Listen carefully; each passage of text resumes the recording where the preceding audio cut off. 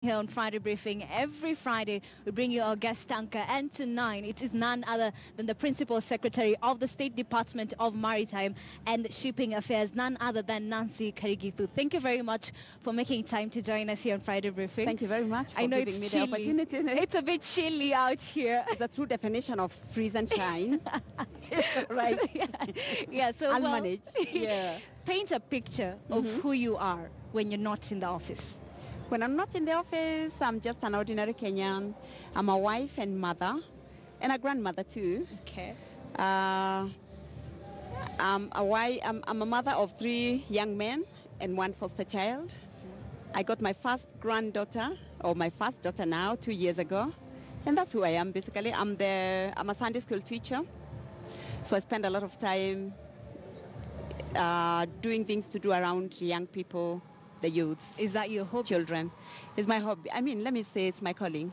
Okay, Just to interact with young people and to make an impact on them and show them something different. All right. Yeah. So you are a maritime law expert. That's not something we see every day. Over 20 years of experience. What exactly does that entail? You said 20? Over 30. 30 years. Yes. Okay, Yes, 30 yes, years. yes. Congratulations. Thank you very much. How does that entail? I did a master's in maritime law way back in 2005.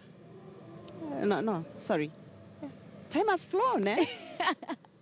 You're growing old. Yeah, 1992, because my last one was only 1 year when I went to do my master's. That's That a long was time around ago. 27 years ago.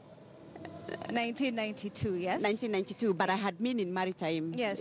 working in the maritime sector before that, before I went to specialize. That's the study of law around maritime transport, around the law of the sea, around activities in the maritime sector. All right, for someone to do such kind of work, Yeah. one would expect that they're in love with the ocean or the water. Is it the same for you? I was fascinated by the sea and the waters from a very early age. When I was growing up, someone taught me to make paper boats, and it was fascinating to see them floating for a while on water. Then around the same time, I was given the gift of a cowrie shell. Okay. When you hear the sound and someone tells you that it's always making the sound of the sea where it came from, it's fascinating. And then around that, when I tried to do a bit of research, I was only a young child of 10 years old around that time. They said that the sea goes for lunch and comes back in the evening. When you're a young child, that catches your imagination. Yes. And I really wanted to see the sea for the longest time. When I did my O-levels, those days we used to go for higher education, and therefore I only wanted to go to the coast. So I chose Matuga Girls in Kwale. Reason being, it was the only girls' national boarding school, and of course I knew it would give me the opportunity to see the oceans.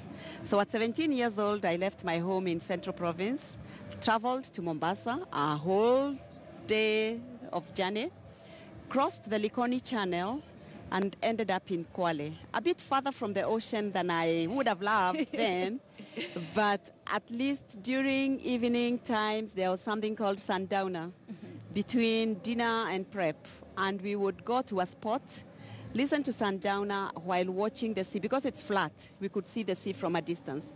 That caught my imagination. When I started working after my law degree, I wanted to come to the coast, so I did. Joined a law firm to begin with, but because KPA looked so interesting, and those days there used to be 2 companies around the maritime sector, Kenya Cargo Handling and the KPA, Yes. and they were clearly the best employers then in my young mind in the coast, and I yearned to get there. God gives you what you wish for. And finally, in 1987, I got a chance to join the legal department of Kenya Ports Authority as a senior legal officer.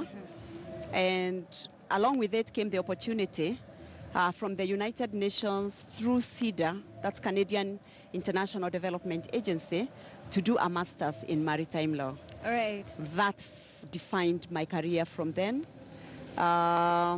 Unfortunately, somehow it got tired.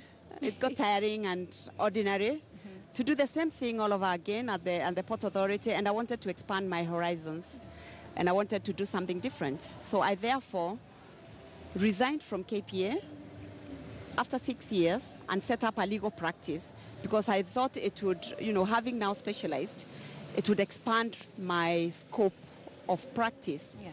So I set up a law firm along Moi Avenue in Mombasa, and I practiced law.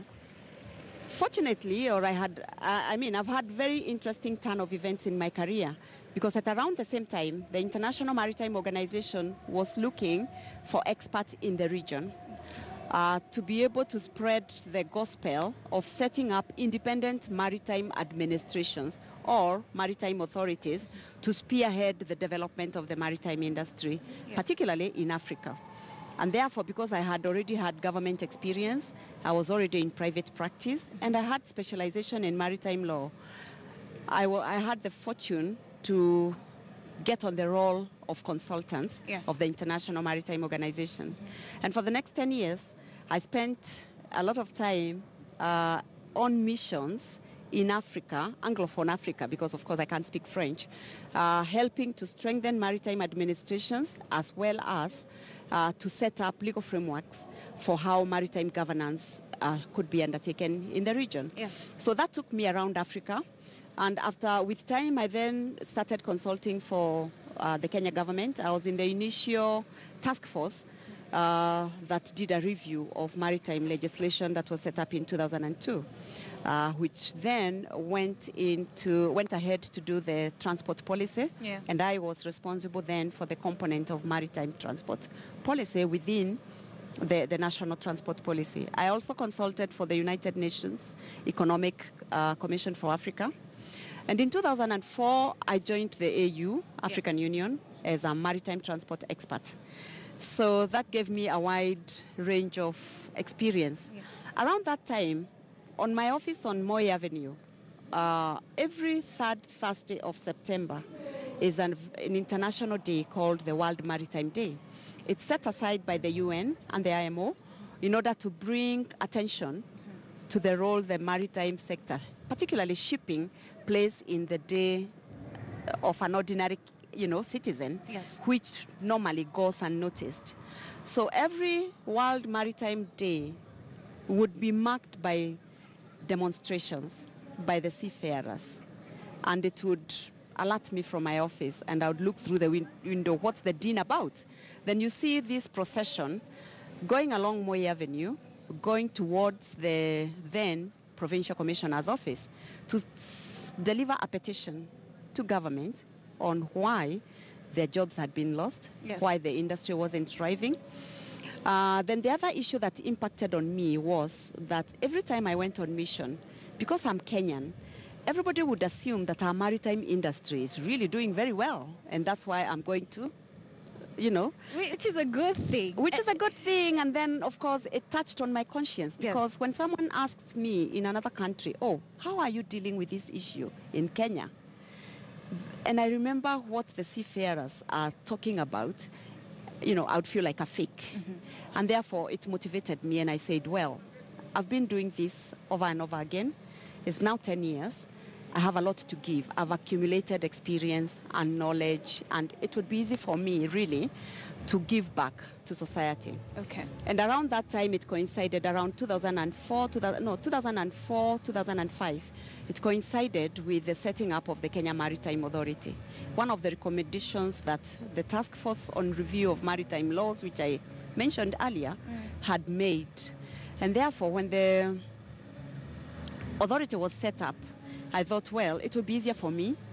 Let me apply for the job. Let me get an opportunity then to really give back on what I've learned. So it's quite a the journey. Rest, as they say, is history. It's quite a journey that you've had, of course, and it's interesting hearing you speak about it because someone can tell that you're passionate about it. But to the girls or ladies out there, this is an industry that is mainly dominated by males. Absolutely. How can you advise them if they want to join the same path that you followed?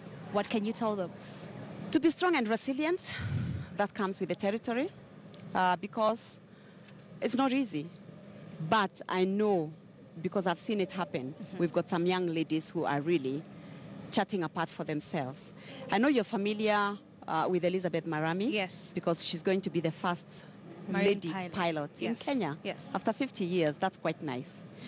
But we also have got others. I know I've got a young lady, Christine Chongo. She's now in Australia working towards getting her papers. That's a lady we've mentored at Kenya Maritime Authority. She joined as a trainee surveyor with a degree from Jomo Kenyatta University of Agriculture and Technology, which is a degree we helped set up during my tenure at the Maritime Authority. We've got others. Irene Atieno also training to be a pilot. Dorothy Mose. So I sit back and I'm proud of that crop of young people. I've got Lydia Ngugi, who is a maritime law lecturer at the Jomo Kenyatta University of Agriculture and Technology. So the journey has begun, and I'm sure that we are going to see a lot more ladies join the industry, and I'm really proud of them. And it's not just in Kenya, it's around the continent, because in 2007 I had the great fortune to be able to partner with the International Maritime Organization.